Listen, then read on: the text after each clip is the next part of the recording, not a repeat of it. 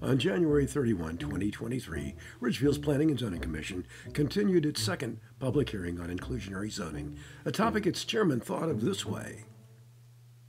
Inclusionary zoning, should be more of a no-brainer.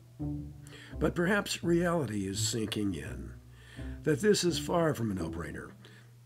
Commissioner Katz touts inclusionary zoning's purpose this way. 8-30G can be made to work for the developer. And I think that's what we need to have as our goal. Not that it should be 8-30G being okay for the developer, but it should be Ridgefield's plan is a good plan for somebody who wants to come in and build half a dozen houses.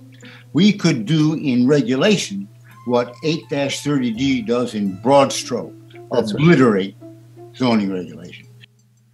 Why would any zoning commissioner think obliterating regulations is a feature and not a bug, or that catering to developers is its first priority? As you will hear, even developers and their attorney are not fans. Its only real proponent is Ridgefield's Affordable Housing Committee chair, whose self-promotion is creating more backlash than public support. But not to worry. Even if inclusionary zoning is a no-brainer, the proposal is only a straw man. And I'll start with the straw man. People can kick it around, which is what the straw man's for. Disagree. By the end of the meeting, the straw man is badly singed. This is Kurt Carr, on the record. I'm going to call the meeting to order. We have 9 members normally on the Planning and Zoning Commission. We have 6 present. I'll call roll just to confirm everybody. I see here in the room myself, Commissioner Hendrick, Commissioner Joe Dowdell sitting across the way, Commissioner Mariah O'Cronley in month 9 of pregnancy. Thank you very much for making it. And Commissioner Katz to my left. On the Zoom, we have Commissioner Elizabeth Salvo. I see her face there, and I see Commissioner Joe Serena also dialed in. Commissioner Ben Neji is absent. He had a family emergency, sent me a note this afternoon that he wouldn't be able to attend. And so the only 2 that are missing and may come in flow is Commissioner Constantino and Commissioner Molyneux. Keep an eye out for them, and we'll try to recognize them when they're here for the record. So that's the attendance. Everybody should have a copy of the agenda. If not, Alice can bring it up on the screen. We have a pretty simple agenda tonight. This is a special meeting. Special meeting was called specifically for one topic. In this case, we have an inclusionary zoning regulation amendment, which we've been discussing for a while, since about August, and formally started the public input process on December 27th. This is now our continuation of the public hearing process. We can continue the public hearing process because this is a commission-initiated regulation amendment. We're allowed to kind of extend our timelines as much as we need to make sure that we properly hear from the public. Commissioner Constantino just joining us. So if sometimes if somebody submits a regulation amendment from, who's not a member of the commission, then we have a timeline that we're supposed to listen to everything and act upon. In this case, we have less strict timeline requirement under statute. So this is a continuation. We very well may continue it to other nights if we feel that it's necessary and appropriate to keep hearing from members of the public and also from other town entities. Then whenever we close the public hearing, whenever that happens, then the commission has 65 days after that to have further discussion amongst the commission and work with staff and potentially counsel for the commission to finalize and vote on potentially a regulation. If we decide that a regulation is the way to go forward, we have 65 days after the public hearing is closed to actually do that sort of work. All that will be done in the public. But tonight is really entirely about hearing from the public. We've received some input and testimony from a number of other town boards and commissions. One in particular is in the record. I'll recognize it. We have asked for, and I'm looking at commissioners also because this is one thing that commissioners particularly wanted, was input from the Affordable Housing Committee on this regulation amendment. My understanding is that they've met a few times as a group and spoken about this a few times as a group. They do not have, Commissioner Molyneux will recognize Commissioner Molyneux just joining us. They do not have a consensus opinion, from my understanding, but Dave Goldenberg, the chair, has written a letter, which Alice is bringing up. All this is in our public file, by the way, with his input, and he has also asked members of his committee to separately send us their input or testify at the public hearing. So we may hear from, I don't see anybody that I recognize from the committee here tonight, but we might hear from them for sure. So that's the agenda. We'll acknowledge we've received a number of emails and letters from members of the public and others. All of them are available for review. Commissioners get them through our automated system. Anybody who's interested in seeing all the correspondence we've received, it's all on the town website. Again, Alice could bring it up, but it's on a system called View Permit Cloud, where you just look up the matter number. This is A-22-5. If you look up that A-22-5, you'll see everything electronically that we've received. So with that done, I will ask the commissioners, is there any need to revise the agenda, in your opinion? Or is everybody happy with the agenda? Actually, it's a special meeting. Oh, that's right. Good, thank you. Hey, Rob. Yep. Rob, Joe Yep. Sereno. I apologize for, but should you make a note to the public that I received a couple of phone calls from public and I did not accept them. I wasn't trying to be rude to anybody, but I didn't feel it was in any of our interest, or I cannot comment to public outside of this meeting. So I think you should make note of that the public should not try to meet or contact any commissioner related to any of these matters. Yeah. Okay. Thank you. Yeah, frankly, it's annoying little thing, which I've dealt with for, I guess, the three plus years that I've been on this commission. I was on a commission before in a different town. When we're in a public hearing process, or even before the public hearing, once we have an application which is initiated on really anything, whether it's a new building that's going up or a regulation amendment or anything like that, unfortunately, commissioners are restricted at that point in the ability to talk off the record with people. Once an application is submitted, everything related to that application actually is required to happen in a public meeting like this. And it's, we're all elected by residents of the town, and frankly, we want to talk to you. I certainly do. I'd love to talk to everybody on the street, but that's considered what the lawyers call ex parte communication. And, depending upon what's said and whatnot, and, if you influence our opinion in that conversation or whatnot, then that can get us all into legal trouble. So we're always told that, as soon as any application is submitted, and certainly when a public hearing is actively open, we're unfortunately not able to have, one-on-one conversation. Just like Joe, actually, I occasionally get stopped by somebody at the grocery store, and I just say, sorry, can't talk about it, and whatnot. Sure, Jenna. Sorry, I could hear, sort of. Thank you, Mrs. Chairman. Yep. I appreciate your clarifying what the comment was. Yep. When people speak through Zoom, if you're able to turn up the volume or Yep. just restate what they... Yep, so that was Commissioner Serena, who's one of our members, and he just asked me to clarify. I guess he got a couple of people call him on the phone directly, people that he knows, and he didn't respond to their calls. And he was basically saying, I'm sorry, and can you explain to people he asked me to explain to people why he can't return the calls. So that's what I was just saying. So, all right. If there's no other business, then we'll move right into the formal public hearing. So we've already heard quite a bit. We've already discussed quite a bit, but obviously there's a lot of new faces in the room. So what I'd like to do is, if you don't mind coming up to the front of the room, somewhere toward the front, because we have a camera right here that you'll see, and that way people on Zoom, if you get closer to this microphone that's right in front of the camera, and in front of that camera, then at least anybody who's dialed in, it looks like we have about 17 people dialed in, then they'll be better to see and hear you. If you don't mind stating your name and your address for the record when you come up, that way on our minutes we can know, we can properly record your comment. So, without further ado, is there anybody who'd like to speak?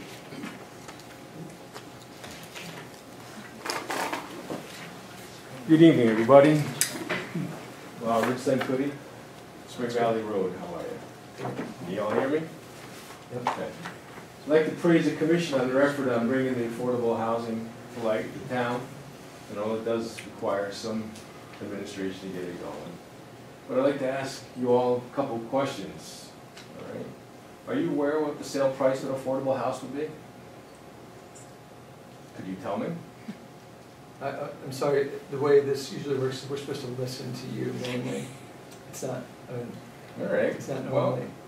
I mean, isn't that part of it? If you're not really aware of what it is, I'm sure some decision. commissioners are and some commissioners might not. I Okay. think it'd be better just for you Why don't to, you enlighten us, Rick? if you'd like to just, we're supposed to receive testimony. Okay. I'm going to hand out, this is the worksheet that shows you what an affordable house would sell for.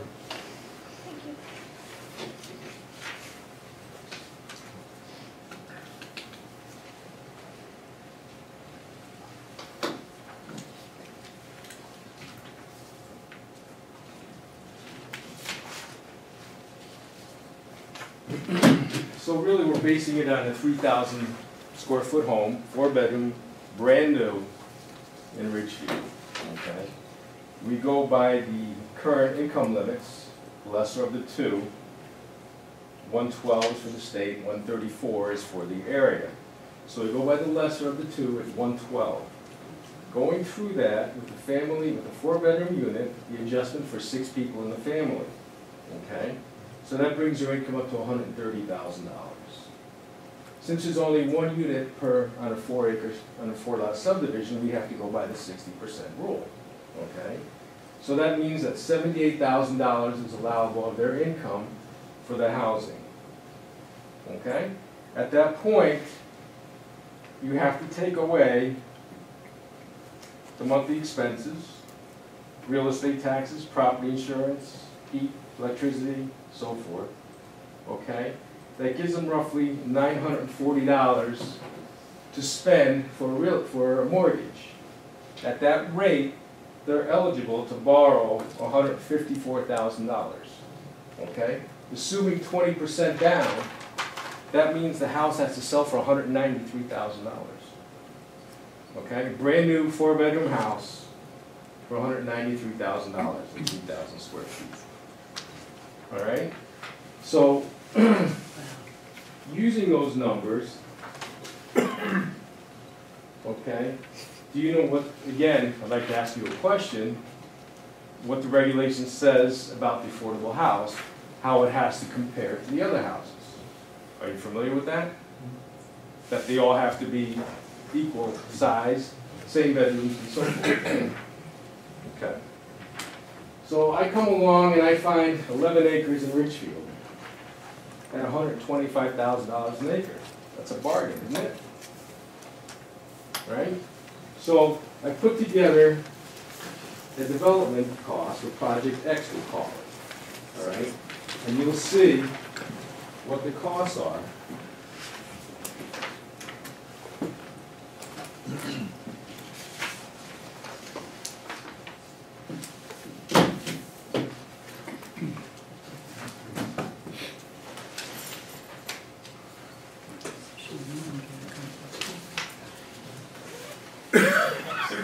Sure. Okay, so I purchased the land, it's 11 acres. I'm paying $1,375,000 for this lot. It's a gorgeous piece of property, it's flat, there's no ledge, there's no wetland, it's a dream come true, okay? So now I have to go through and I have to do all my engineering, get all my permits, okay? It's gonna take me about a year. It's gonna cost about $110,000, all right? I have to put in infrastructure, stormwater, utilities, so forth. That's going to run me about another $175,000. A year's worth of money at 7% is going to cost me $96,000. I still have to pay taxes on the property and insurance. So that's another $35,000. So now my land is $1,791,000. Okay. So I have 11 acres that I paid $1,791,000. Wow, I'm ready to go. I have to give 10% away, all right? I have an infrastructure land use of 21,000 square feet, roughly a half acre. Okay?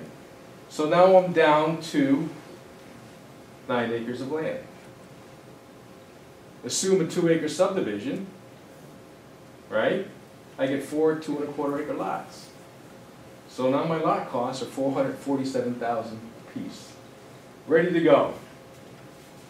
Okay? I have a construction of a home. There's a lot of guys here who build. They know what the costs are. They range from $275 to $300 a square foot. Okay? So that house at 3,000 square feet is going to cost me $825,000. Okay? That's just the house. These are hard costs. I have to put a septic well, stormwater, another $50,000. I have the cost of money at 7% per year, that's $63,000. Now the total cost of that home without profit is $938,000. So if I take the $938 and the cost of my great land that I got for $447,000, I'm up to $1,385,000. If I make 10% on it, I consider a gross profit. I consider myself lucky. That's $138,000. I have 12% real estate, sales costs, conveyance fees, and other soft costs of $183,000. So that brings that house at $1,707,000 to market value. All right, to pay everything off. Now I take the affordable house, which is the other one of the 4, and I have to sell it for $193,000. That house, and still I have the cost of sales of $23,000, 12%, real estate commission, conveyance fees. So my gross profit from that affordable house is $170,000. Okay? It cost me $1,385,000 to build that house with the land. So now I've lost $1,215,000. All right? But I have 3 houses yet. Well, I'm going to make this up. All right? So I have a 3,000 square foot house because they all have to be the same. All right? So now instead of $1,700,000, I have to recoup a third of the $1,200,000 at $405,000. So now the $1,700,000 house becomes $2.1 million. Are you going to buy a 3,000 square foot house for $2.1 million? Well, anybody here? Nope. Even if you do, how are you going to resell it? Okay? So that $405,000 is a burden on those other 3 homes. So if you approve this regulation, you're going to kill, absolutely kill, single-family development. And you're going to leave no other choice but multifamily. That's what's going to happen if you approve this regulation. Do you think this regulation is feasible with these numbers? Can't answer that, can you? That's exactly what, this is great, thank you very much. This is what we're looking for. In testimony from people like you. Okay. And then to answer your question, actually, we can't, it wouldn't be appropriate for us to answer your question right now. That's what the 65 days are after we hear from the public. Then what we have to do is digest everything that's been received. Okay, I'm sure there's other alternatives that you can look at. But if you want to kill single-family development and go with multifamily, this is what you're going to do. This is very, very helpful. Okay? Well, thank you for your time. I just have one question so I make sure I understand. I don't know if commissioners have others. All of this analysis, which honestly is very, very helpful. Because actually it's one of the things, honestly, that as we were talking about it, one of the things we said is we hope that developers come and talk to us about some of the numbers in the public hearings. So this is tremendous, honestly. But when you do this pro forma and you look at these numbers, how do you think about the payment in lieu as an option? In other words, so everything you've done here under the draft regulation, you have the option of not doing that affordable unit and instead paying, and I think our draft is 300 or 400% at AMI, so it'd be about $400,000 you pay into a fund. How do you think about that? So basically, I have to recoup $100,000 per house. Right. Right. So there goes the profit, or I have to up the sale price of the house. So it's going to get passed on to the consumer. Right. Because as a developer and a builder, I can't absorb that. There's just not enough profit in the project. Is there a number, I'm curious if you think of, is there a number that you think is more appropriate or palatable that would make your pro forma work? Is it right to? Because that's what we have to do, by the way. I'm asking because in our discussion, then what we have to do is we have to look at ways, of course, of modifying the draft regulation based on what we hear. So, Is it right to put the burden on just the developer?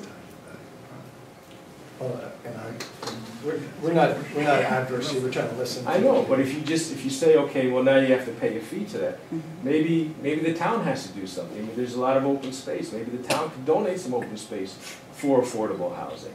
And nobody wants to get.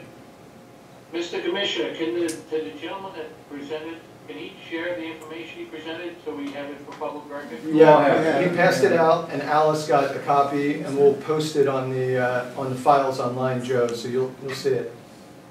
I want to thank you very much. Appreciate it. So, All right. Well, I don't think the burden should be just put on the developer. okay. Any other questions? The rest of the commission. Well, now you can ask. I'm sorry. When the developer does this type of a project, how is he finance the project? Any way you can. Well, no, I'm sorry. I apologize. I'm ignorant to this. Do you take it out of your pocket? Do you do a bank finance? Do you No, do building construction? How do you finance a project like this? Any way you can. Again, when you purchase Well, property, I apologize for being pointed in my question because you have presented some information regarding financing and interest and building loan and all this other kind of stuff. So it would be helpful for me to understand how does a builder and a developer finance a project on 11 acres that becomes 9 acres that only can do 4 houses? through conventional financing. I don't understand what conventional financing is, A sir. bank. I'm not a developer. A bank. A A bank. That's why, Joe. I know it's tough, Mr. Stranis, since you No, don't. sir. If you went to the bank with an 11-acre, it became a 9-acre project, you gave us some numbers, let's say it's a $5 million project, how would you finance it? You go through conventional financing through a bank, and the bank is going to give you a certain. The bank is going to release a certain amount of funds as the project goes forward. And in your proposal, you say that the affordable house has to be done first, which is going to kill it, absolutely kill it. So you're going to have to put out the cost of the land. You're going to have to put out another $1.4 million almost to build this house, okay, to sell it for $190,000. No conventional financing, so you basically killed conventional financing, and you're basically putting the builder out of business. All right, so you're saying to me, sir, that you can go to a commercial bank and not finance the project you just proposed to us? Under these regulations, I would believe that is correct. Okay. Thank you. I'm sorry, I didn't get your name. Richard Sancuti. Thank you. There was a question. If you don't mind jumping up to the front, because there's people that can't hear unless you get up close to I this think you microphone. can hear my voice very, very well. But there's people that are on the Zoom On the right speaker here. there. I just wanted to ask a question and respond and point to what the builder just said. I'm sorry, can you give your name and address, please? My name is Tom Pichet, 1 Jefferson Drive, Richfield, Connecticut. Okay? He said that the burden would be placed on the builder, and the point is, it's not only being placed on the builder, it's being placed on the purchaser. And I want you to be aware of that. It's also being placed on every other homeowner in town that's going to be purchased, going to be selling their home or buying their home. And what you're in fact doing is you're actually lowering the value of the homes that are in town. Now, if that's your intent, fine, you have succeeded admirably. But the point is, he's not going to be able to sell that home. There are homes right now that have, let's say questionable homes around them that are going for $1.8 million. You can probably pick where they are. Okay, they're not selling. Funny, they're not selling for $1.8 million. Anybody who want to jump into town and grab it, and they've been out there for a long time, and that person who financed that home has lost a lot of money and is trying to get out of it. Okay, so think about that, because the environment in which you're settling into and the environment in which you attract people to your town is going to be changing drastically. Okay, and maybe you find that's perfectly fine, but for all of us that have struggled to come into town, Okay, I came here 40 years ago. I struggled. I worked 3 jobs to get my house. Okay, I got it. And I don't want to see that, what I've worked for 40 years, for my children, be diminished by this do-good type of approach, which is wonderful and anyone can come in, but set it up in a way that's workable, not a way that's just going to put up 650 homes, okay, that's going to devastate the entire town. You're going to find out that the impact on the schools, the impact on the infrastructure is there. You built a new sewer system. This is why you built the sewer system. Okay, I'm being cynical at this point, okay, intentionally, because that's why you really built it. You didn't build it for anybody else. My price to clean my septic has gone up fourfold since you guys did that. Okay, it's supposed to be an advantage to the town, no advantage to the town. Okay. Fourfold since you guys did what? Since you guys started building the septic plant, okay, my cost for cleaning my septic has gone from 125 to 400 and change. Okay. So that's a definite fact. Ask anybody and ask any septic system. I'm confused about how that impacts for the affordable housing regulation that doesn't yet exist. It impacts my living here. Okay. Remember, besides the affordable housing, which is wonderful, we have to also consider the people that are living here, because these people are the people that are making the town at this point and are making it viable for you to come up with a plan to have affordable housing. Okay? And that's the issue that is at stake here. Okay? Because you're quickly diminishing and making people say, why should I stay? Why should I move to this town? Okay? It is really not affordable. What's your infrastructure in schools? How are they going to be able to take it? Okay? You add 650 homes, 4 bedrooms per home. Okay, how many children is that? How is that going to impact on the number of children going to school? So these are things that I think are not going to be positively affected as you work this out. But, you know, so I just say, and it's not saying, okay, no, wonderful that we want to do things, okay, but the point is the scale and the impact on the people that are living here must be considered.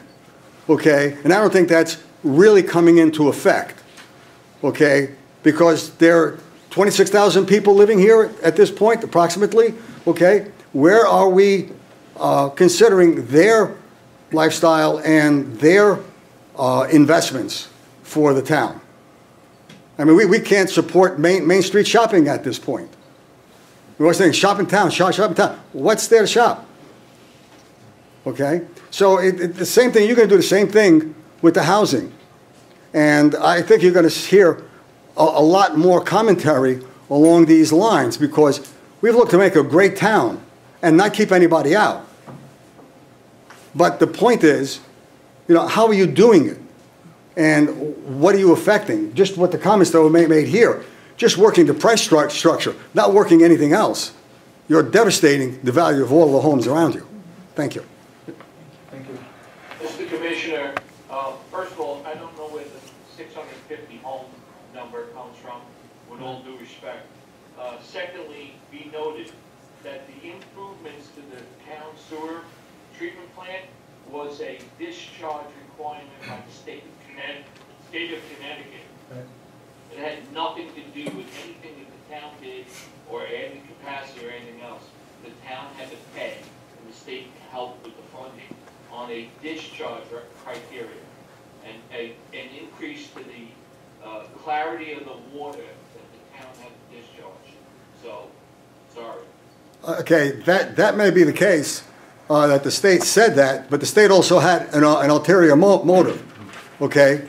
And this was the ulterior motive, okay? No one can openly prove that, but I can openly state that, okay? But, you know, the fact is that the size of the plant didn't have to be as big as it was, okay? And we could have scaled it down. We wanted to make it big for a purpose. On what basis do you say that? You're an engineer who studied the plans? I've listened and I've read the news, okay? I'm not an engineer, nor are any of you. Okay. Actually, we do have engineers. Okay, you have some. Good, good. I apologize, sir. I'm a licensed Connecticut professional engineer, and I understand effluent discharge and the state requirements. The upgrades to the town sewer plant was a function of effluent criteria that was promulgated by the state of Connecticut and partially, mostly, funded by the state of Connecticut. And I do not see why that is any impact to affordable housing. Well, because that allows you to put more denser housing in the town. No, it does not. Not the expansion of So- this. Sewers in general do, you're quite right about that. Sir, let me correct you. The amount of effluent that is processed through the Ridgefield wastewater treatment plant was not increased, okay? It was a purely additional treatment function to make sure the water was cleaner than originally per the Connecticut state requirements. And that was what was added to the Ridgefield treatment plant. Not an increase in capacity, just an increase in quality. Okay, let's, thank you very Okay. much. Thank you very much for your We input. can, well, I have more Sir, arguments against sir, that, could but you- just could you the give me your same. name again and your address? I didn't catch it. Could you spell your last name? PESCE, P-E-S-C-E. Okay, and your address again was? 1 Jefferson Drive. 1 Jefferson, thank you. And do you have, like, why we got this was there was 650 homes. He asked where did that come up from? They come up from the proposals that we have read, okay, that there was a proposition to put 650 units within the town. I don't think I'm wrong on that. You're not wrong about the proposal, the affordable housing plan, which we didn't directly write this commission, just to clarify, it's a plan that was done by the Affordable Housing Committee in response to state mandate, and that plan identified a gap or a need. I can't remember the exact words, but basically that you would need to build approximately 650 units in theory to achieve the state's goal. But just to put your mind at ease, at least on that point, that is certainly not the objective of this commission. I can tell you this commission's gone on the record in a number of meetings, so I don't think I'm speaking out of school. Right. Well, we believe that state mandate is unrealistic. I'd like to know where the commission is on numbers. I also would like to know, like this gentleman just mentioned a thing about open space. Open space was given to keep our community green, oxygen filled, not to be taken away, to be have affordable housing or any other type of housing put on it. Okay, so I would like that not to be touched. No open space, no land that's been given to conservancy or anything else. This commission is completely aligned with your statements. This commission is here to protect our open space. This commission is not a commission that builds anything.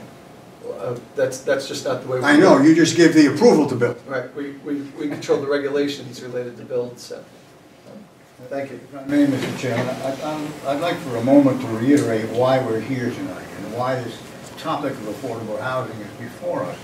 The state has mandated that all communities come up with a viable plan for increasing the amount of affordable housing.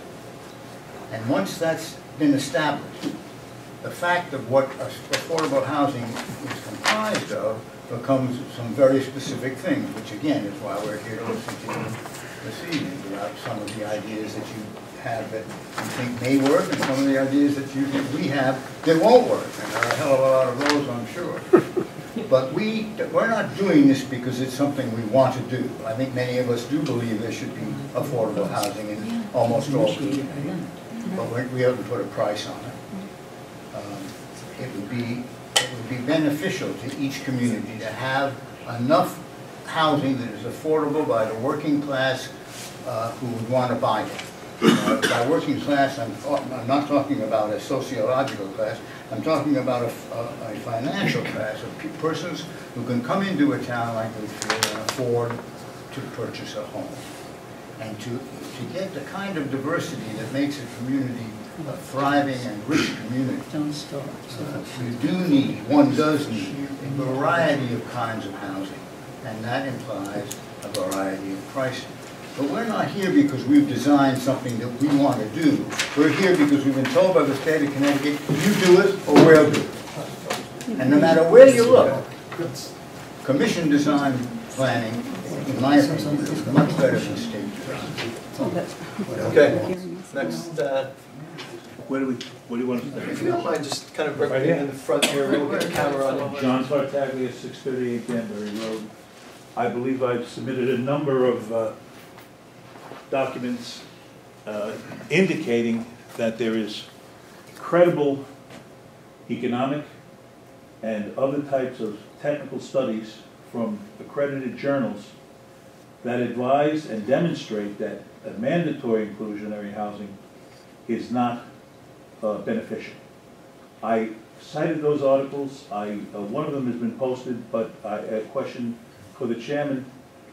If you want them in evidence, they are lengthy, but they're quite detailed. If it is required by this commission, I'll copy them and submit them to Ms. Dew. They're quite lengthy. I provided hyperlinks in my copy, but question one, if you need that documentation, I'd certainly provide it. Ms. Dew has asked that I do it in some format. She's asked for hard copy. I recommend PDF, My and I'll only give you concern both. is FOI, and you're very aware of FOI. If you are, Oh, you are okay with us doing the hyperlinks, then I will. If you want to take us to it's the FOI, that's a commission- different matter. My position in this matter, to begin with, is this is a zoning change application, a regulation change application that you've initiated.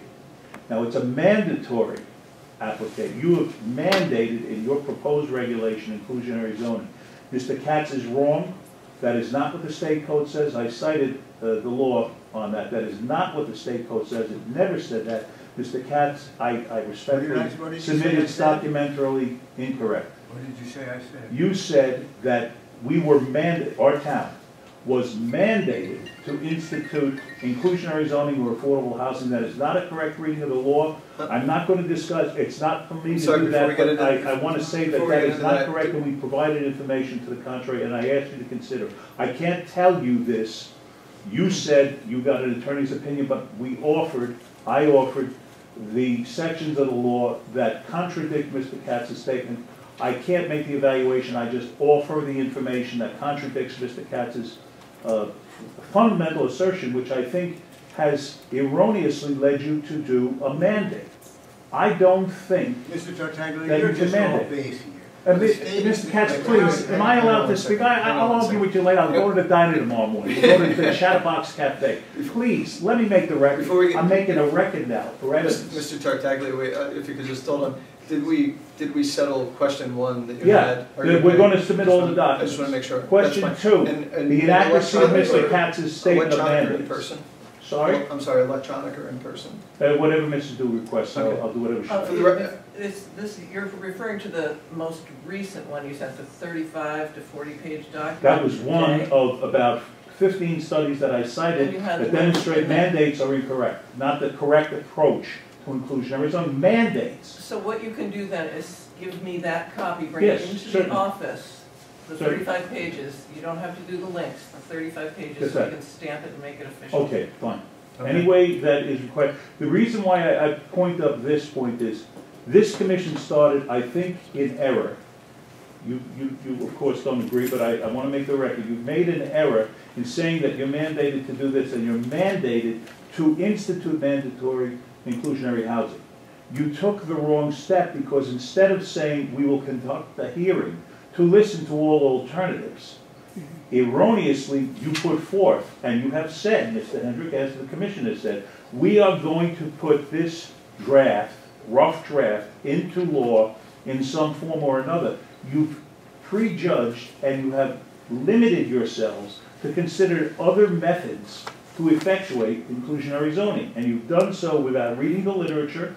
I believe incorrectly you said you've got legal advice. I see, I'm not a genius here, I don't know much, everybody reads, but I ain't no attorney, Mr. Katz. I've been in jail, but not an attorney.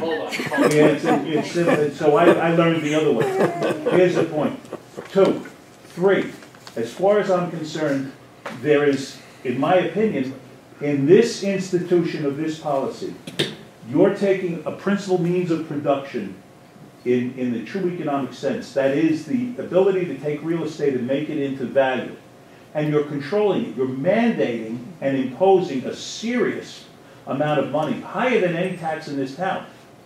and you're creating an unspecified fund, you say it's a housing trust, with no format, no supervision, no statutory oversight, and you're deciding we're going to collect big money if somebody does this, or if they didn't, they don't do it, and it's a minimum of about $400,000. I don't believe you have the power under the charter to tax. I don't think you can impose an exorbitant fee like that. We submitted reasons, a group of us submitted reasons which we put in writing on why you can't do that kind of mandate and control a means of production, a principal means of production, economic value.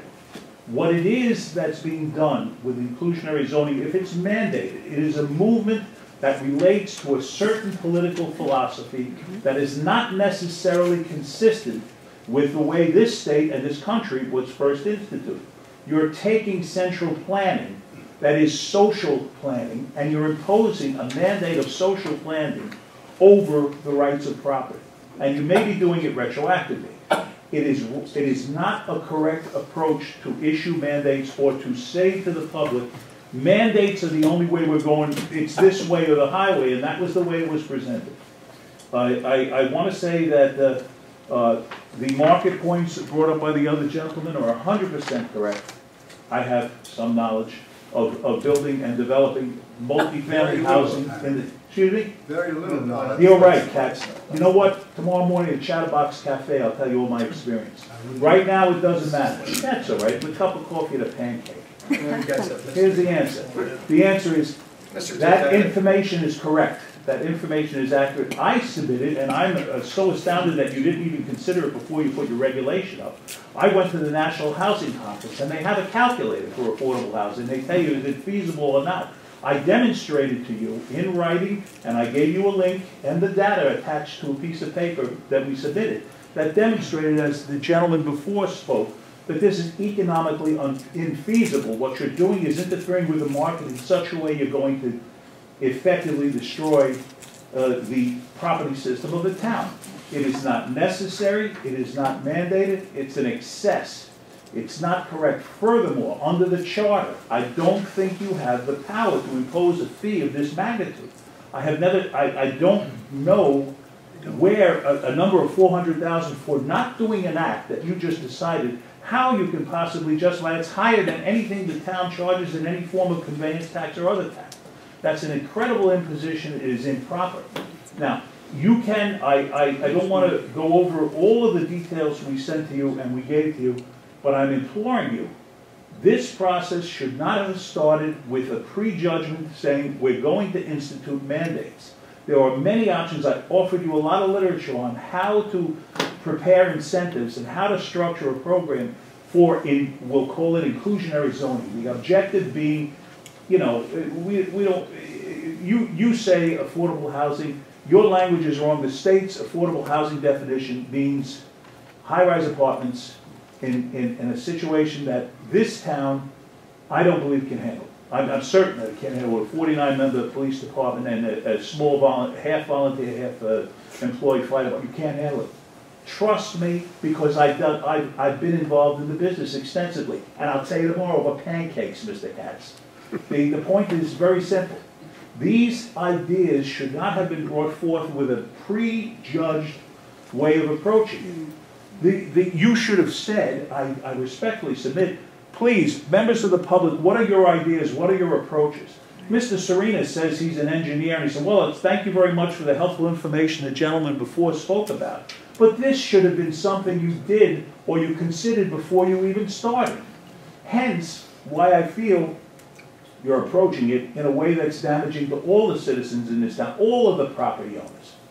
Mr. Tartaglia, we appreciate everything you're saying. Yes, thank you. Everyone here has read your, yes, I know read that, your but, documents. Yeah, just that I have to say... Out of respect for other people, do you think we sure. should move on with that? Fine, no problem. I'm saying it on the record because everybody who's listened to the Zoom conference and anybody who wants to read the record ought to read it, because this is not a good record for this town. Quite frankly, I see it as a serious legal problem if you go down the mandate road in the manner that you have done so with no evidence. You have not established your burden of proof. If anybody else came in here and asked for a zoning regulation change, you would have demanded a burden of proof. You're the self-applicant. What are you talking about, John? We do not demand burdens of proof. Excuse me, you're obligated by law, before you do a zoning change, you have to consider the burden of proof of the applicant. You can't just say, oh, he asked we're going to change the zone. You have to have evidence before you. You can't do these things just because you decide to do them. So Mr. Tartaglia, thank you for your opinion. Yeah, that's it. Thank you very much. I'm going to see you tomorrow for breakfast. In the meantime, just one last thing. I wanted to make a technical point. I'm sorry. Let me just, the other economic data research, please consider, and please consider the origin of mandatory inclusionary zoning. I respectfully urge you, no matter left, right, whatever your opinions on the best of intentions, the road of mandatory inclusionary zoning is identified with a particular point of view that is inconsistent with the Republic of the democracy. Please, Mr. Katz, consider it. You've been around a long time, but you can't dig in here. You can't dig in. It's too sensitive an issue. All right, thank you, Mr. Tartaglia. See you for pancakes. And Mr. John. Yes. I don't want to hear any more about pancakes. Okay. We have a state mandate about affordable housing. Not correct. We're trying to manage that through a public hearing to take everybody's comment into effect. Okay? Not correct. It's not a mandate. It says may, not must. All right, thank you, thank you. Let's Mr. Sereno, let's let other members of the public. I see one that knows a lot. We have other people that want to talk. So why don't we let other people talk? Hi, for the record, Bob Jewell. My address is 156 Bob Hill Road. Yes, I live on the road named after me. So a couple things. I submitted a letter dated January 18th with 5 basic points. Before I jump into those and answer any questions you might have, I think for clarification purposes, on a zone change application, the Commission is acting in a legislative capacity, so therefore has 100% discretion to approve or deny a zone change application based on whatever evidence is presented to them. In addition, tell me if I'm wrong, but I believe that this regulation was really submitted as a placeholder, because you can't have a public hearing on a regulation or proposed regulation unless there's a proposed regulation to have. You couldn't, for example, schedule a public hearing without a draft regulation. And during this public hearing, I think you have the right to amend your draft regulation. We do actually have a draft regulation. Exactly. That's what I'm clarifying. So that means that you are able to change your regulation in any way that you want, as long as the public hearing is open. So they're not necessarily married to this regulation as drafted. It can be amended and approved or denied in their discretion based on the information that's before them. So generally speaking, I think it's a huge mistake to include single-family residential development as part of this mandate, because as Mr. Zancuti put it with numbers, single-family residential it always works on tight budgets, and a penalty of, and I'm going to call it a penalty because it's a penalty of $406,000 per affordable unit in a single-family residential development. Is punitive. And, you know, I've never seen a project with a margin like that had leftover money to pay a penalty like that. And to answer your question on financing, unless a builder is financing the development with their own funds, they typically go to a lender. A lender will approve either a combination land acquisition and construction loan or just a construction loan. And as part of the underwriting process for that, they'll come up and look and review and refine a budget to make sure that every penny is accounted for. Interest rates are typically prevailing rates right now. They're about 7%. And then they typically go for at most 24 months under Connecticut banking law, 36 months under federal banking law, although the state banking law does allow state banks to make longer 36-month interest-only loans because federal law allows it. But technically, Connecticut law only allows a 24-month construction phase. It can be extended for construction that's in a workout situation, but 24 months is typically the hard deadline on construction lending. And then the builder has to, typically they have to put out for the construction, and the construction advances are made for work that's completed and inspected and verified by the lender. So it's not just a hand of cash being sent to a builder and being patted on the back and sent out to do their project. It's very tightly regulated by the bank. And the numbers are very tight. And as we saw over the last couple of years, before the pandemic, I had a very reputable builder tell me that if somebody gave him a lot in Richfield, he wouldn't even take it. That's how difficult the single-family construction was before the market got a little hot during the pandemic. Land values are very volatile, as we've seen over the last 20, 30, 40 years. In the long term, values do typically increase, but they're very volatile in between peaks. So it's very difficult for somebody, and just think about the approval process. It can take up to a year to get a subdivision approved. So on top of all the other risks of the market, a builder has to take the chance that in the year that it takes to get their project approved, that if the market was favorable when they started, it will still be favorable when they start construction. And then since it takes a year to 18 months to construct a home in many cases, that it will stay hot while they build the home. So there's a lot of uncertainty. As someone once told me, being a builder is a lot like going to the racetrack every day. There's a lot of uncertainty. Richfield was built mostly on single-family development. Multifamily is a relatively new development here in Richfield. I think the first two multifamily developments were Fox Hill and Casagmo. Before that, it was all single-family development. Under 830G, we've gotten some more and through some MFDD rezone, but most of the multifamily has remained concentrated in the center of town as provided under the Plan of Conservation and Development. I think if you start involving land and single-family development, then you're going to open up all land in the town of Ridgefield to multifamily. Because under this map, that's really the only thing that would work. And I don't think we should be in a position of encouraging multifamily out in the neighborhoods that are not served by public water and public sewer. They look out of place, and they are physically out of place.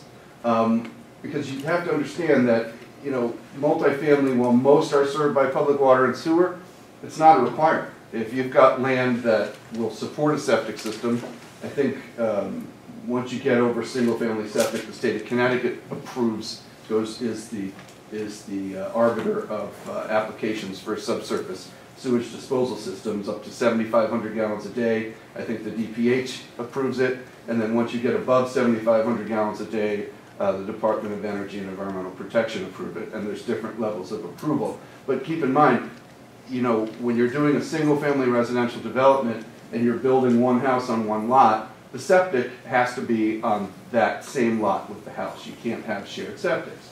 And you can have public water and community water systems, but most development in Ridgefield in the single-family zones have private wells. But they're not necessary. So for example, if you buy a 10-acre parcel and you run the numbers and you see that a $405,000 affordable penalty is unpalatable, you could look at that same acreage and say, I could do 15 nice little 2,500 square foot standalone units, and instead of doing a physical subdivision of land, you'll use the Common Interest Ownership Act to do a title subdivision, which is essentially what creating a common interest community or a multifamily development is. Instead of creating physical separate lots, you create what are called units. And they could be as large or small as you want. And if you're under 830G, you don't have to worry about minimum lot sizes. So you could have the same 2-acre lot in a 5-lot subdivision. Each 2-acre lot could now support 5 homes with one shared septic for each of those 5 homes approved by the DPH.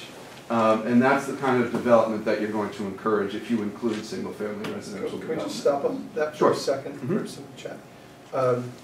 And please, any questions you have along the way, please feel free. This is a big concern, certainly for me. I don't know the whole commission, but there's the threat, right, that under 830G, a developer could actually put an apartment building in the middle of RA or AA zone, and that's a real risk that we have already.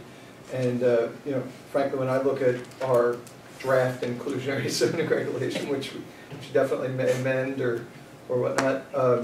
I see that there's an opportunity to actually work with developers who have a lot, that might be a single family lot, and we have this incentive kind of capability to work with developers where we can modify setbacks and some other things. That's allowed under this draft.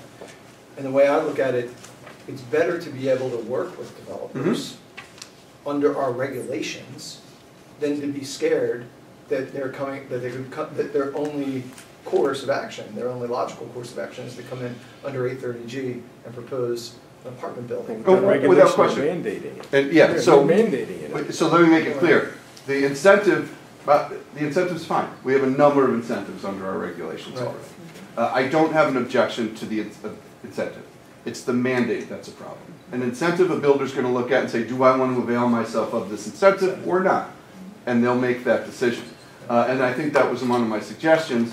Have a roundtable, like the subcommittee you had for business zones a few years ago, but don't name the non-members as members of the subcommittee, of some builders and developers to talk about the existing incentives that we have under the regulations, and maybe even some additional proposed incentives to see what incentives would actually work. I mean, I found Mr. Zancudi's proposal very interesting and very informative.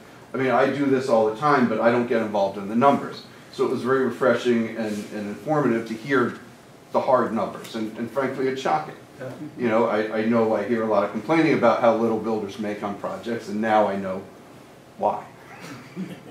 But yeah, it's difficult. And keep in mind that single-family home builders and residential real estate, it's our largest industry here in town, by far. When you look at the builders, the contractors, the subcontractors, the realtors, the lenders, the insurance companies, the painters, the movers, the money that's generated by residential real estate, and especially single-family residential real estate, is by far our most important industry. So anything we do to threaten that, and I think once you start getting involved in, encouraging or even forcing people into multifamily, you kind of lose a lot of the local builders. Because most of the builders that I deal with, there's a few builders who do multifamily, moderate multifamily. Most of them do single family, and they don't want to get involved in anything larger. These aren't the Toll Brothers or the Eurekas who are coming in and doing 250 units on 20 acres.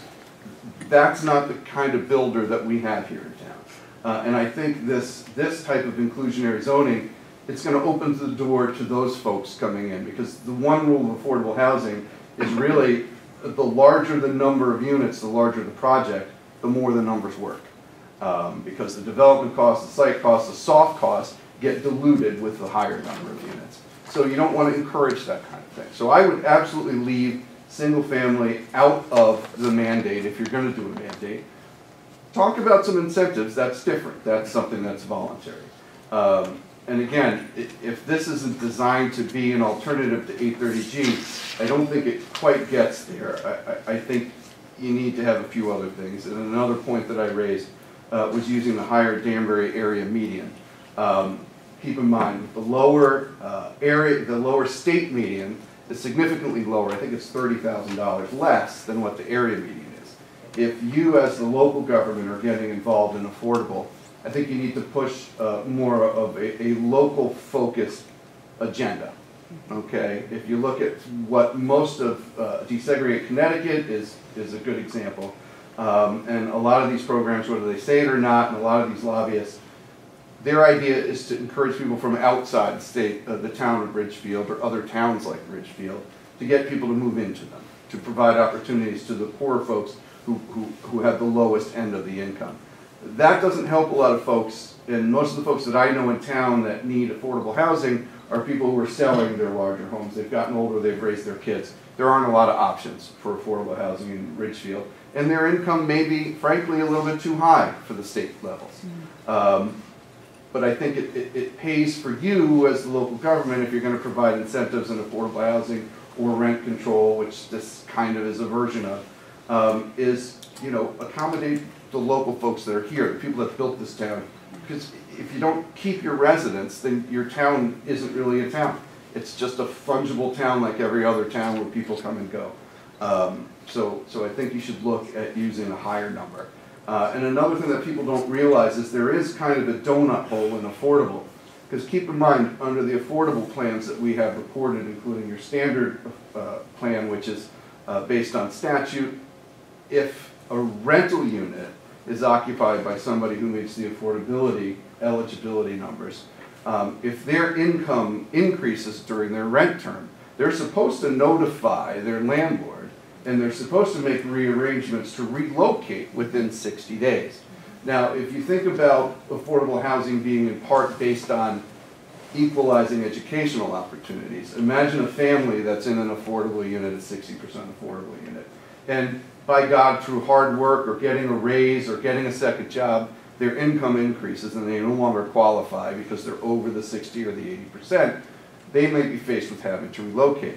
If they're in a 60% unit, they can then move into an 80% unit, presuming they're available. But if they're an 80% unit, then they no longer qualify at all for any state affordable housing. And they could be faced in the middle of a school year with having to relocate to maybe even another town. So the donut hole that kicks in over 80% state affordable, there is no protection above that level. You go straight into the market. And there may be some market units that are smaller that would be a next level up, like maybe $100 a month. There could be market conditions where there is a huge gap, $200, $300, $400, $1,000 a month.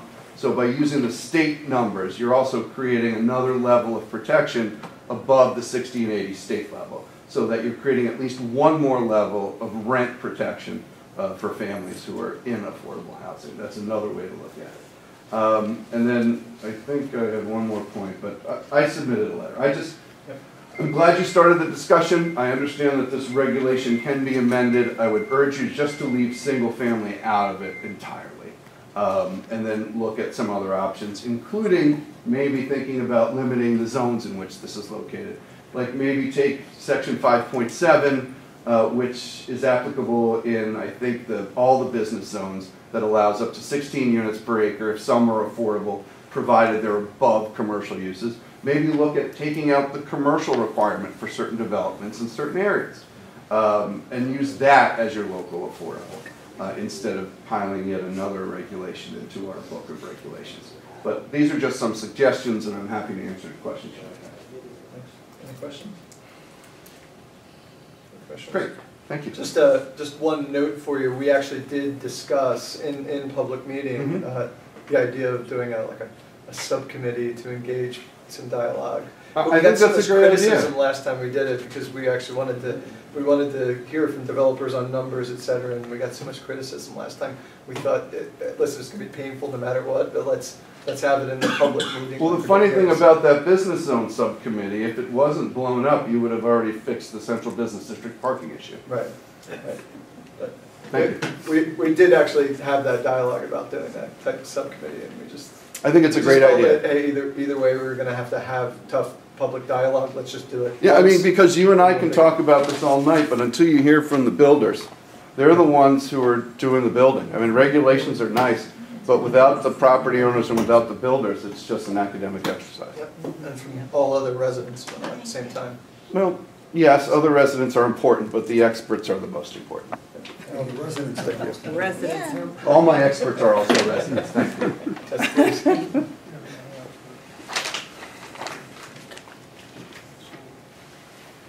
My name is Mary Flynn McGuire. I'm at 36 Katuna Street in Ridgefield, Connecticut. I'm hard of hearing, so I missed everything that was said from Zoom. some of us. Yeah. Well, that's my other problem. A little bit closer because we have people here on this mic. There's a I don't care if microphone. they can hear me because I can't hear them. I am one of the people who is not a builder, and I appreciate what this gentleman presented and the other gentleman. But for the plain old residents of Ridgefield, I've been here 35 years, worked my butt off to get here, like Mr. Pichet. I have some really basic questions as a layperson. Why are we even discussing this? Because what I read was that this was commission initiated. So why was this commission initiated? I believe, and tell me if I'm wrong, that we already meet the standard of the 830G. And if we already meet that standard, And I think Mr. Carr had pointed out in his video and his communications on our Zoom that we have additional units, more than we even need, based on the poverty rate in Richfield. Why are we even here? So that's my first question, which you can answer in a second. And my second is, I don't want you to vote on this at all. I want you to withdraw this application. Take it out. We'll live with 830G like the rest of the state does. So why are we here? Is that, do you want to? That was it. Those are the two questions, yeah. If this was commission initiated, why did the commission feel the need to have this brouhaha? Yeah. So I'll try to give you brief answers. We've discussed a lot of this on the record already, so if you'd like to look at the minutes of our previous meetings, there's a lot more, but I'll try to give you a summary answer. So I would say it kind of all dates back to the town has an affordable housing plan now, which we did not write, although we were definitely part of the dialogue. That affordable housing plan is a plan, and the plan is mandated. The plan is it's required to have a plan, okay, by the state. We developed a plan at mainly the early part of this year, a little bit in the fall of last year, and I'm sorry, 2022, and actually 2021, already in 2023. So during that when the creation of that affordable housing plan, there are a number of ideas that were put in that plan of things that the town should do or should at least pursue. I want to be really careful because I know people are very sensitive about the words on these things. But the plan is not one of those things that we have to do certain things in certain times or anything like that. The plan is basically a list of ideas that we should pursue, that we should look at a little bit, that we should investigate, that we should consider. Yep. Okay. In order to advance affordable housing in the town of Ridgefield, because there is a mandate, as Mr. Katz uses the term mandate, it's very, very accurate. There's a mandate from the state to increase the number of affordable housing units across all of Connecticut, but all towns that are below 10% of their housing stock are subject to this 830G regime, which is very complicated. I won't summarize it all today, but if we have less than 10% of our units, then we're subject to this 830G regime, and basically the state considers that we don't have enough affordable housing.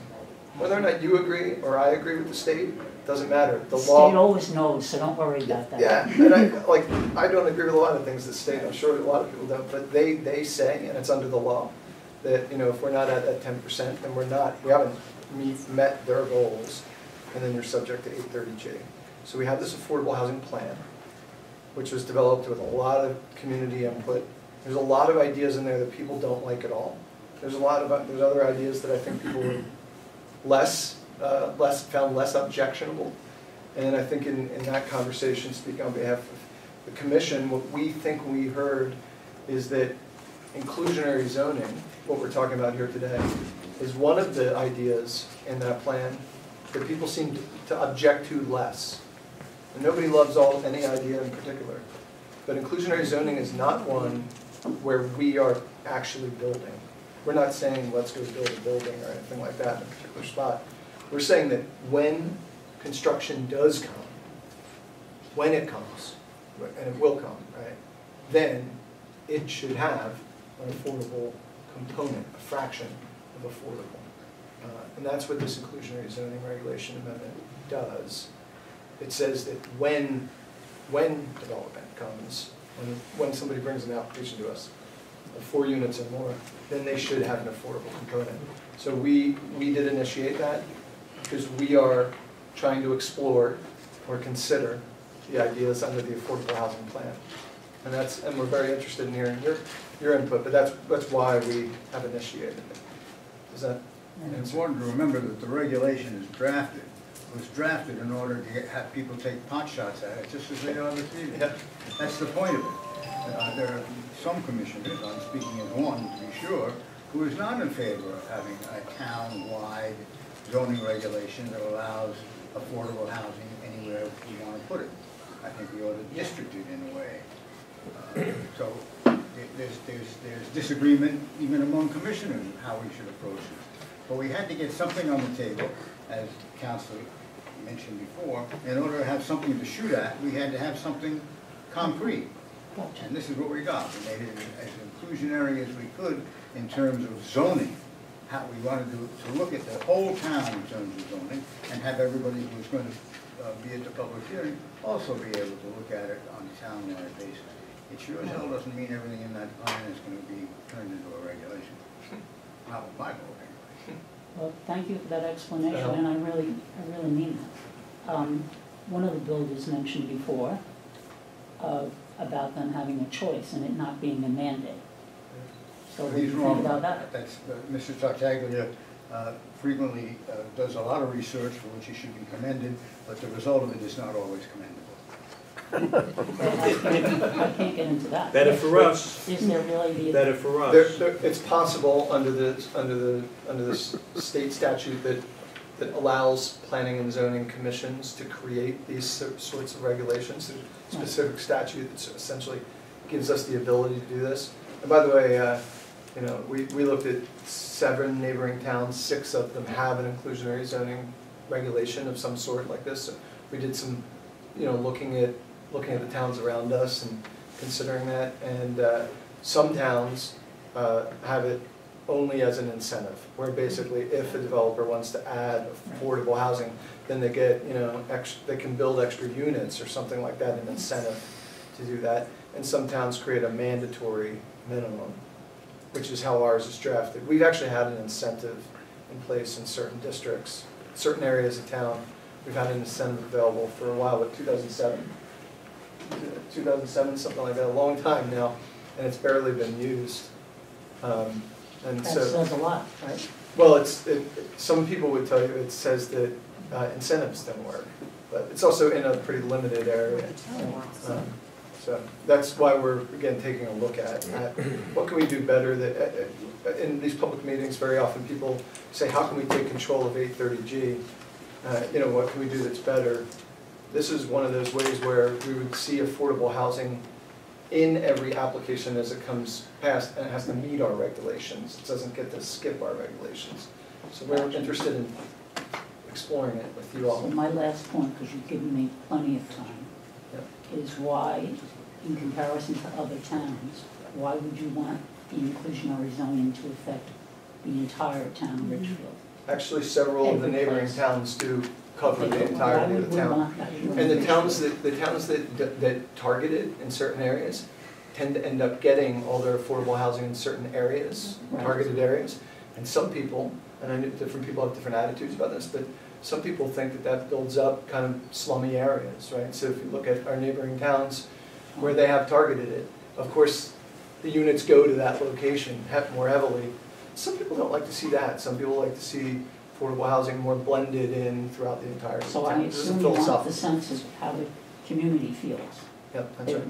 I definitely would not want this spread all over the town of Richfield. And I have a feeling any of you who live on individual lots don't want it right next door to you either. Not just me, all of us. Thank you, I appreciate it. Thank you. Okay, anybody else? Hi, Laura Mizzola, One Circle Drive. Why don't you, if you don't mind coming up, easier people on there.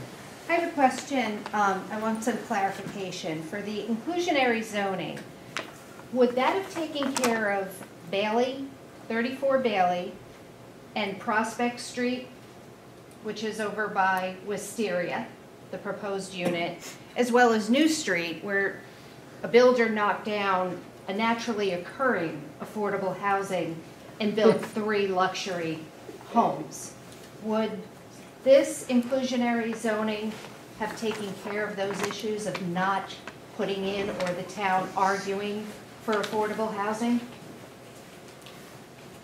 You want to throw out a bunch of questions? We'll try and answer a bunch, or you want to? Well, let's start with Bailey, Prospect, and New Street. Would this have taken care of that? Of us having to argue to put in affordable housing? They would have had to pay fines. Ms. Mizzola, you know, I respect everything you're doing, but I don't think it's appropriate for the commission to comment on specific projects. But you know, and I'm sure you could provide your own testimony. You know that in at least one of those projects, we had to kind of informally push to see some inclusionary, Yes. some affordable units, sorry. And certainly, we've done that a number of times over the years where we see a project come and, people don't want to see a project at all, by the way, and then, and then if they do see a project, they want to see affordable housing. As part of it. Yeah. Like if this project's coming, why isn't there a component of it that's affordable? Exactly. This commission generally, in the years that I've been part of it and watched it before, this commission agrees with that sentiment, that is generally a sentiment of the community, and that when development comes, if it's going to come anyway, shouldn't it have an affordable component? And so yes, to the extent that this regulation is intended to do that, so that we can actually, instead of begging and cajoling, which is what we tend to do. Mr. Katz is actually the best at that. I know he is. Usually the cajoling part. I end up doing the begging, it's the cajoling. He just tells them. So yeah, that's part of what we're trying to do, but I don't think we should talk about particular projects, if you don't mind, Ms. Sure. Mazzone. Thank you. Is there anything else? Anyone else? There are a few people online that, let's get to the next. Good crap. Hi, Martin Hanshee, 77 Sunset Lane. I was the builder-developer on 233 Damery Road, which was an 830G project. And all I can say is, it was a for-sale project. It works much better if the price that you can get for a unit under the affordable statute is closer to what the market value is in the rest of the building. In effect, the way it worked out, we ended up subsidizing the units that were at market rate subsidized the affordable units. And it was a multifamily project. I think the formula only really works in a multifamily scenario, and having reviewed Mr. Zancudi's numbers, I would agree it would be death to the single-family construction industry, and I don't think there's too many people that would, the example used, a 3,000 square foot house. But when you start adding up the numbers, I don't think there's a market for a 3,000 square foot house at $2 million. So, that's my take on it. I think it really has to be looked at more in a multi-family scenario. That's what I have to say. Thank you very much. Anyone else in the room, or else then we can go to Zoom, or else you're going to have to do that. yeah, there are a couple people. Oh, sorry. May I? Go ahead, yeah, before we Okay. go to the Zoom. Thank you, sorry. Hi, good evening. My name is Christine Moore, and I live at 63 Scott Ridge Road. Thank you. Thank you very much for all of your hard work. I want to thank you for this opportunity. Please bear with me because I just made some notes, so I'm a little nervous. But my first question was actually going to be what prompted this? Why did you initiate this? What was the affordable housing plan that was approved in the fall the catalyst for this? But you answered that question. You said yes.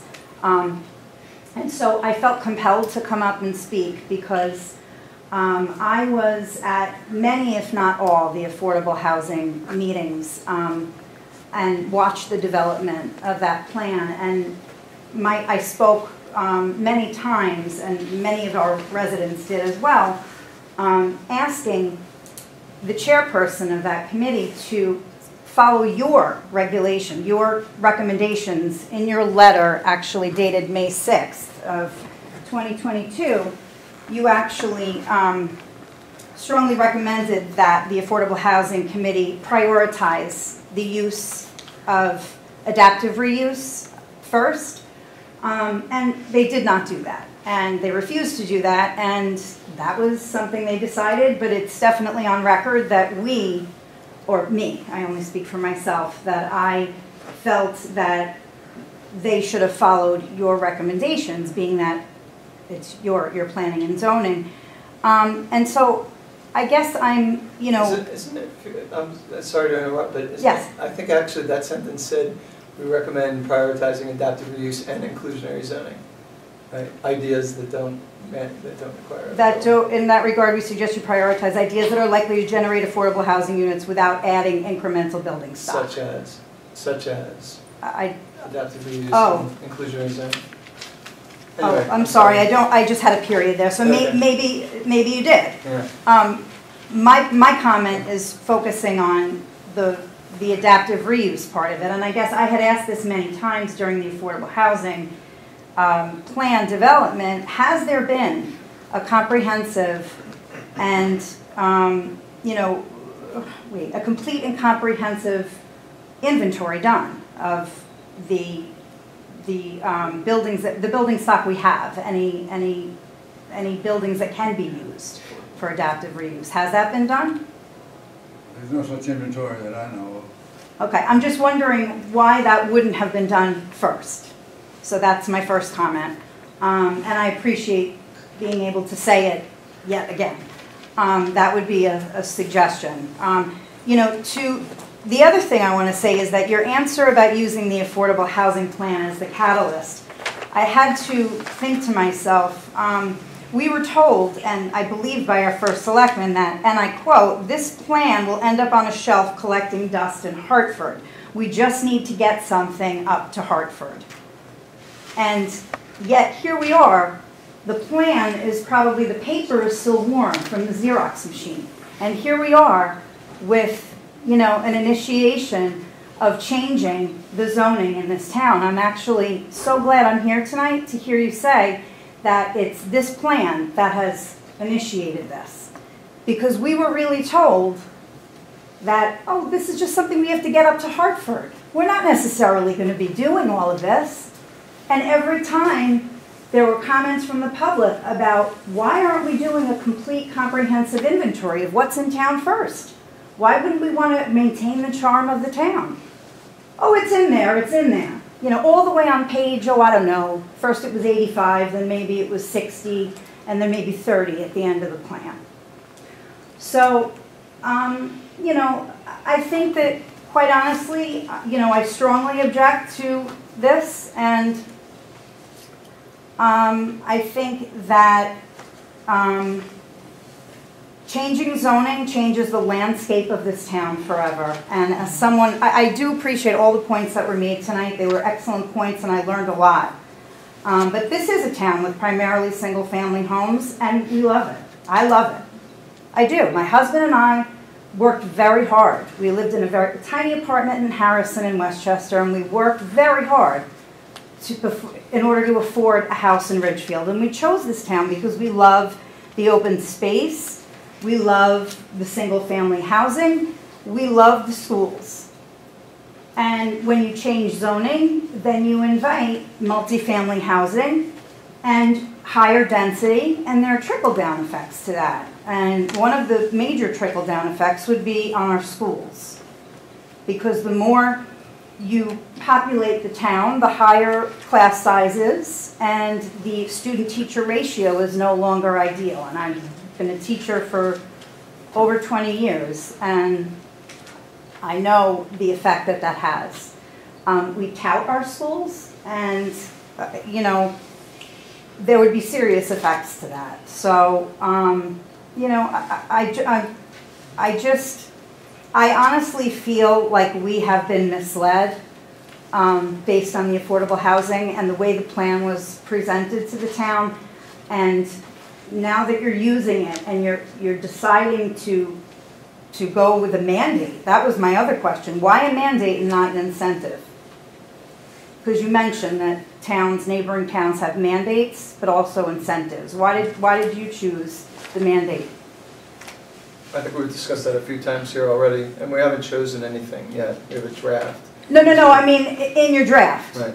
Why? We haven't, we were just talking about it on the last person up, We already have an incentive Oh, in place, okay. and we have since 2007. Okay. Incentives never. Yes, I'm sorry. very rarely I'm sorry, I used. wrote it and you did say that, So, so I, yeah. yes, that's correct, okay. I'm sorry. Also, as Ms. Mazzola asked the question, typically, again, we're not trying to develop anything, to be very clear. Yes, We receive applications from developers, and then we Right. have to review them. Right. And very traditionally, pretty much always, when a multifamily or multi-unit project comes before us, many people come out and they're always against anything multi, by the way, multifamily, multi-unit even, subdivisions, et cetera.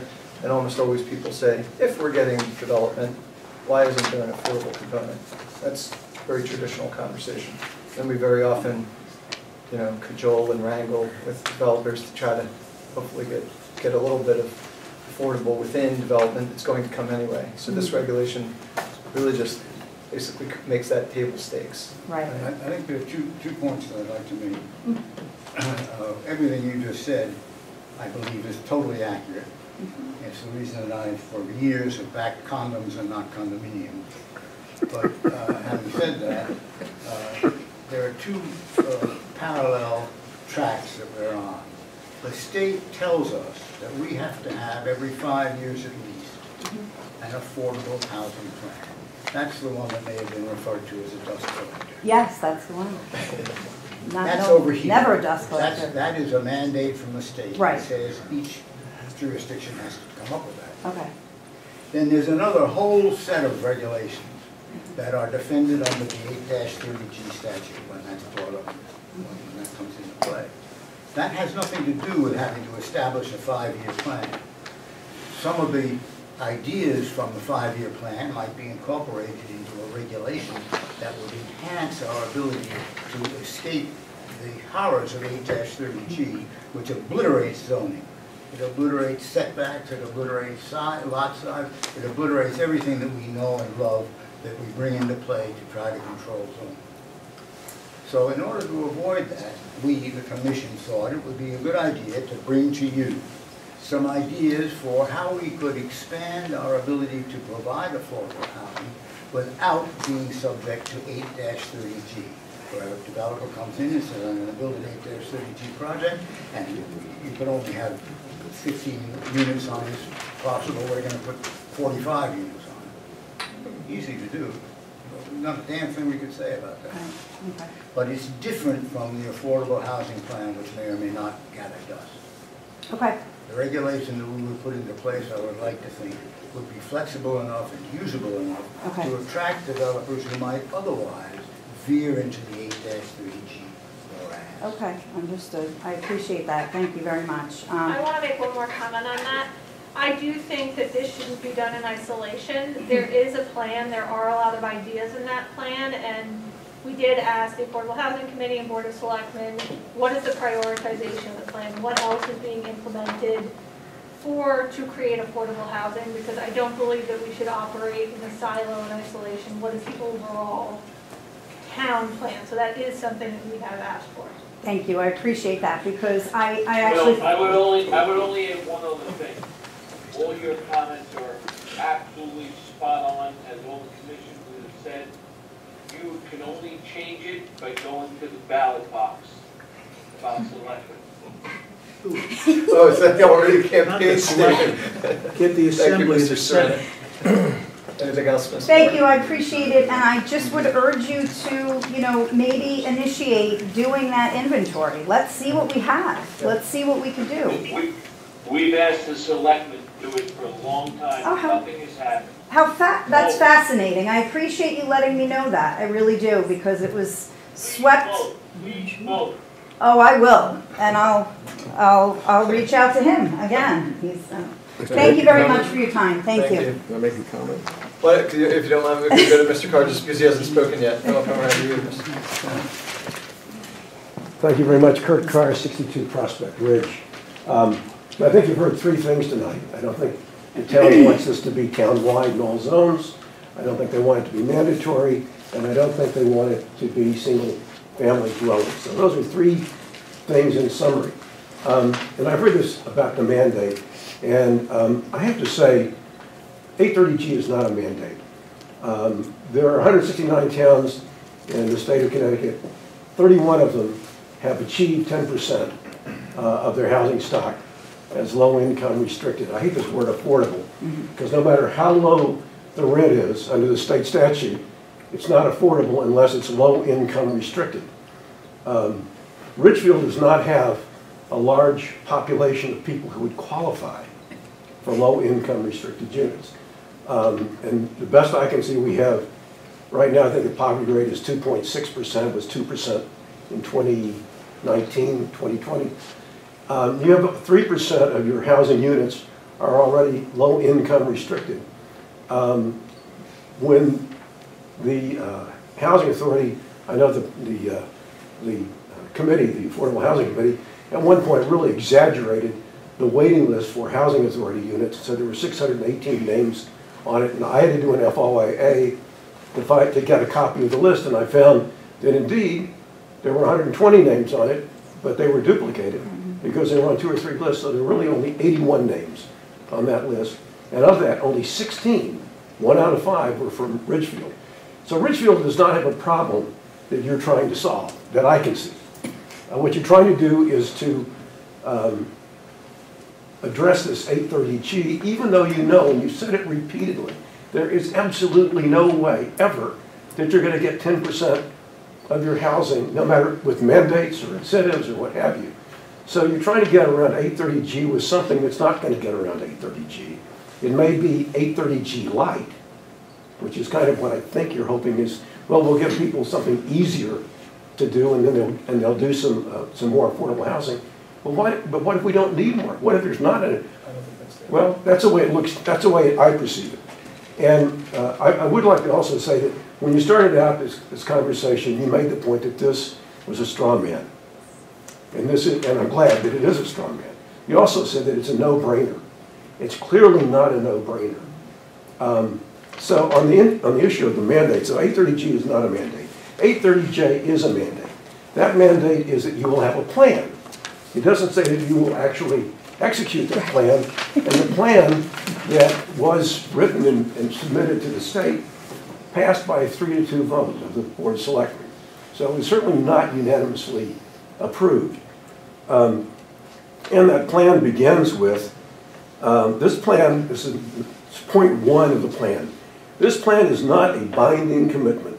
State law does not require, nor do authors of the plan intend, that this plan will constitute a binding commitment on the part of the town, and I'm going to skip a little bit, nor does this plan represent a commitment of the Planning and Zoning Commission to make any specific changes to zoning regulations or to take any other actions. So this is voluntary on your part. This is not a mandate. And every time you say that, you're kind of trying to hide behind something. You're doing this because you think it's the right thing to do, or you think it's a good thing to do, but you're never going to overcome 830G with it. So that's a false errand. Mr. Katz made the point on June the 29th that 830G is a bugaboo, which it absolutely is. Unfortunately, I'm afraid you kind of have it etched in your brain, and that distorts your thinking about some of these things.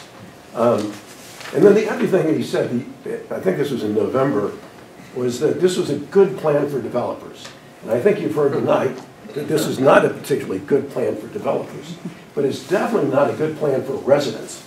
The people here really don't want to see this. So if the developers don't like it, and the voters don't like it, who likes it? So far I haven't heard anybody. I think that, and by the way, when you're talking about the other towns, this has been modeled after Darien, and as I pointed out previously, Darien and Ridgefield are totally different towns. We have 35 square miles, they have 12 square miles. We have 25,000 population, they have 22,000 population. We have 720-something people per square mile. They have 1,700 people per square mile. They're on a Metro North main line. I mean, it's a completely different town. And I think the other towns, other than Darien, are mostly using incentives. Correct me if I'm wrong, but I think they're mostly using incentives. I don't know how much of their towns, how much of their zoning is incentive. But I would strongly urge you, if you really want to do mandates, and I really hope you don't, but if you really want to experiment with mandates, Do it in the B1, B2, B3, where you've tried incentives and you think they haven't worked. I think they haven't worked.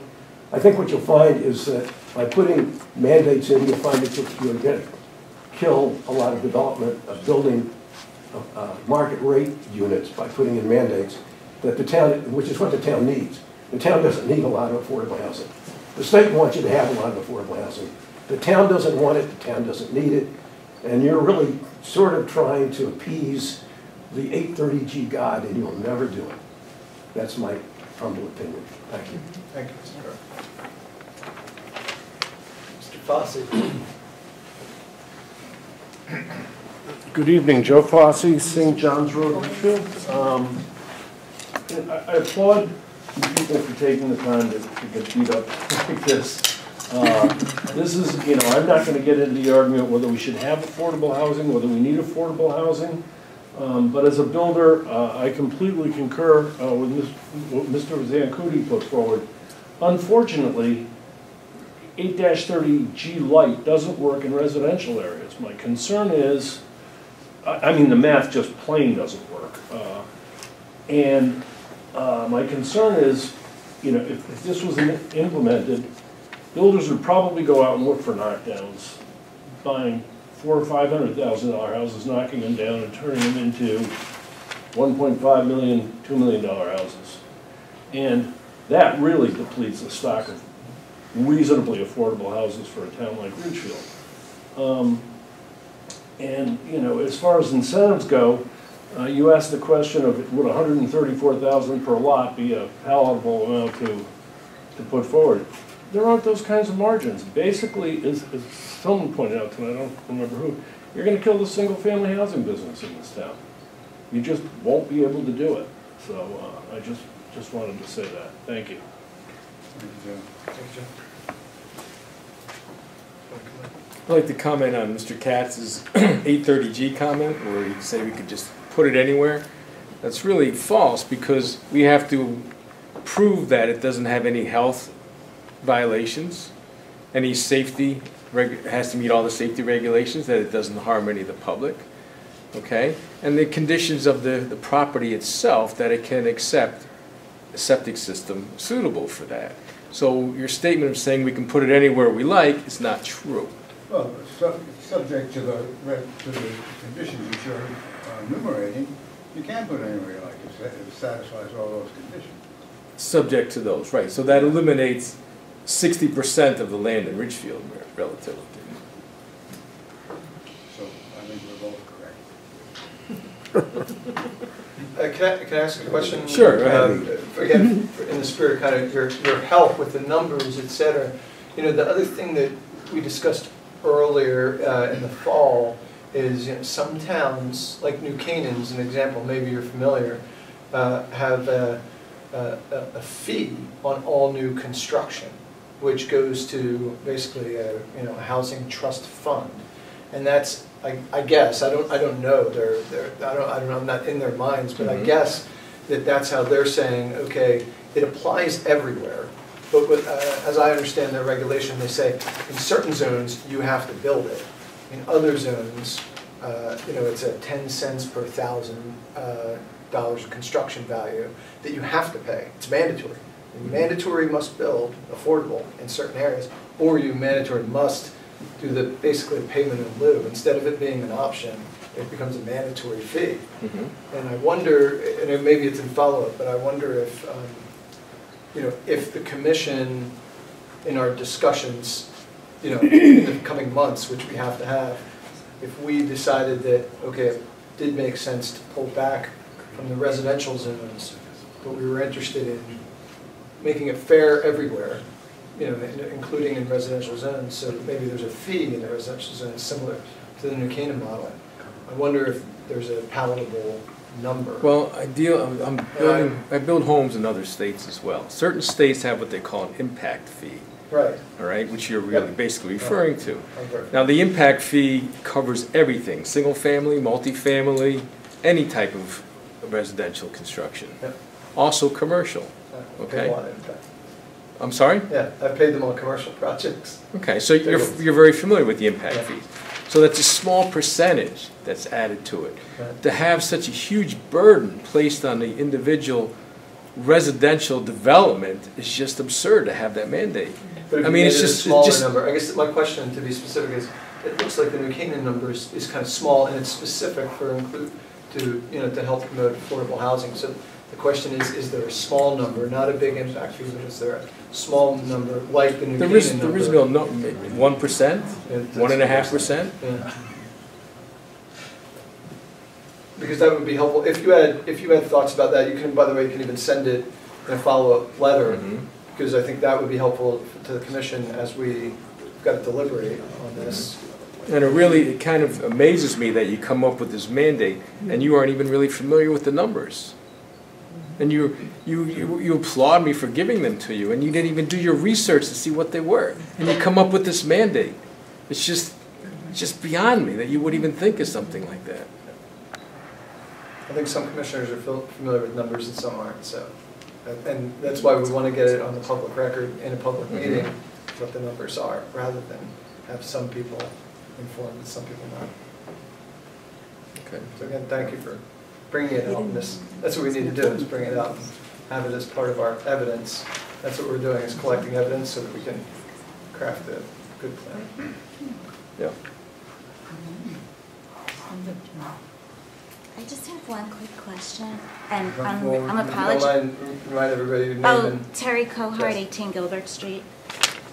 I'm going to apologize in advance because I know very little, just what I learned tonight, and I'm a little more confused by things, but so the state has this 830G that is forcing affordable housing on the towns. Is that right so far? It doesn't force it. It's an avenue that you can use They're to saying develop you it. need to have 10% That's affordable. To be exempt from the regulation, you need to have 10%. So they're doing this mandate so they can be exempt from the 830G, where Mr. Katz was saying that 830G can pop up anywhere, but again, it has to meet certain criteria to meet that as well, too. So I don't know if this question makes sense because I don't really fully grasp it, but you want to create a plan so that you have more control over what the state wants. Is that right? Or So the way the 8-30G statute works is it provides developers with an avenue for appeal.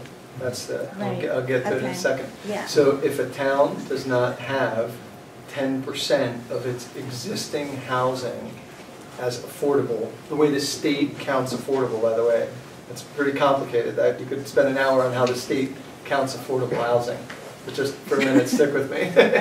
The state counts affordable housing in our municipality, in every municipality. And if the state says that that 10% of our housing is not affordable in their definition, then any developer who comes to us, and again, we don't initiate buildings, this group. We listen when people come with projects. So what happens is when developers come with a project, and let's say they're going to put up an apartment building on Main Street, if that developer wants to put up an apartment building on Main Street, if they make 30% of the units in that apartment building affordable, then we have very limited ability to deny that application.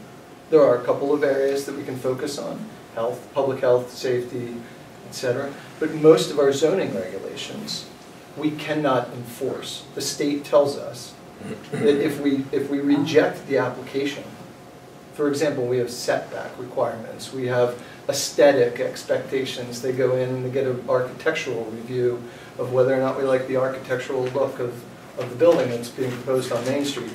And on an ordinary application, we can take those factors into consideration, and we can potentially deny the application because we don't think it fits our regulations, or it didn't pass all the different tests of the different committees in town. But if there's a project that's affordable, 30% of the units are affordable, then we have almost no reason that is valid to reject it. And if we do reject it, then we automatically go to Superior Court.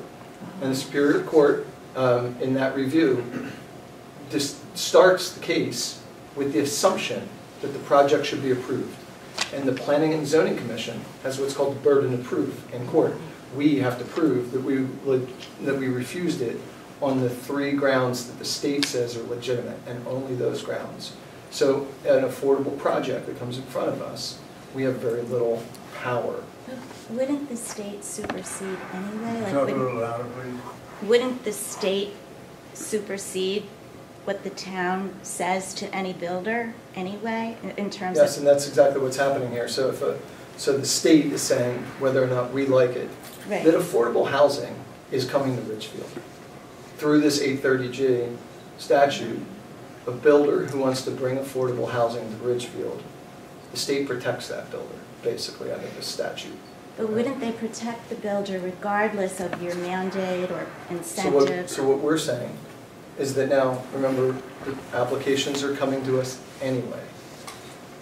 Somebody's coming to build a project anyway on Main Street or wherever else. Right. What we're saying is, we'd like to see a mandatory minimum so that every new project, when somebody does come, and we're not inviting people to come, to be clear, but when somebody does come with a project, they should include a mandatory minimum amount of affordable housing, so that, and then there's a middle zone called an incentive zone, where if somebody wants to do a little bit more than the mandatory minimum, then we can actually work with them proactively.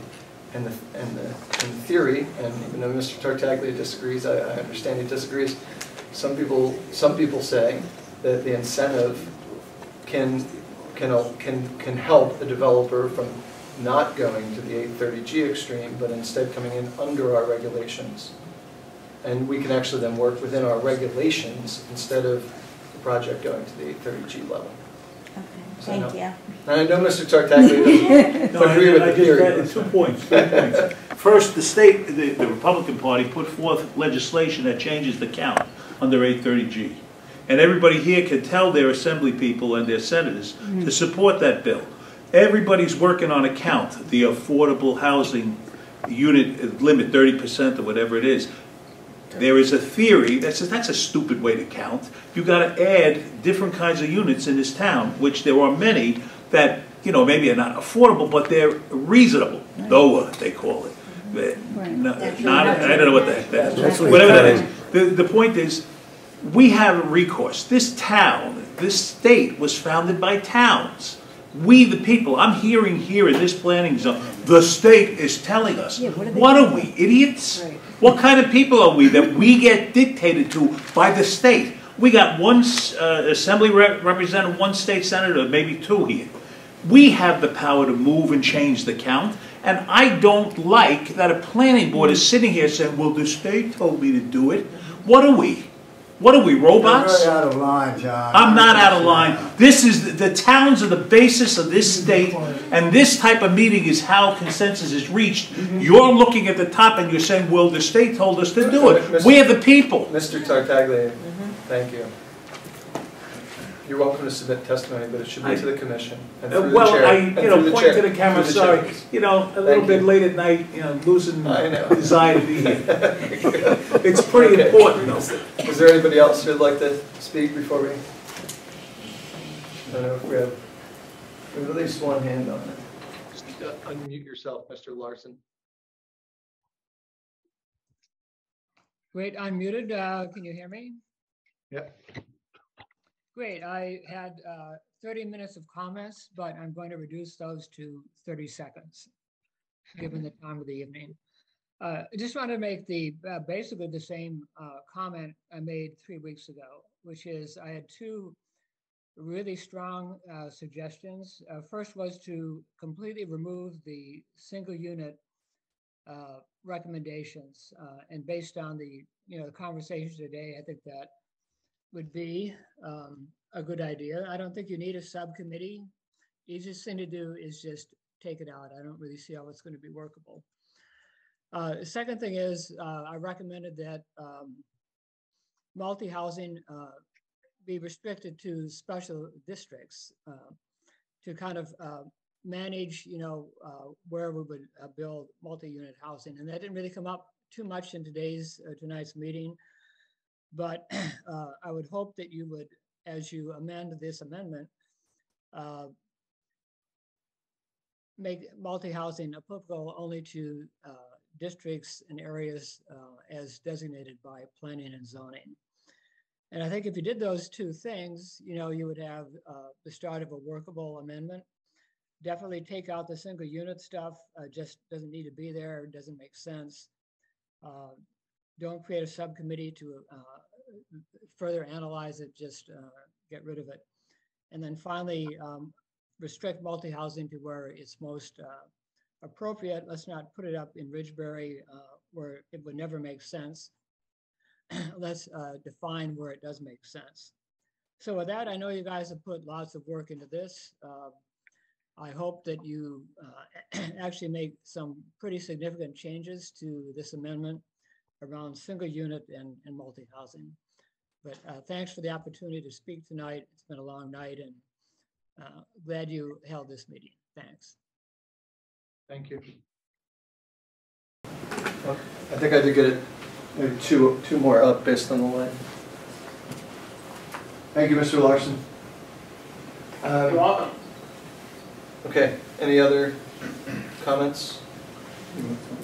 Questions? All right, thank you very much. Commissioners, what do we think?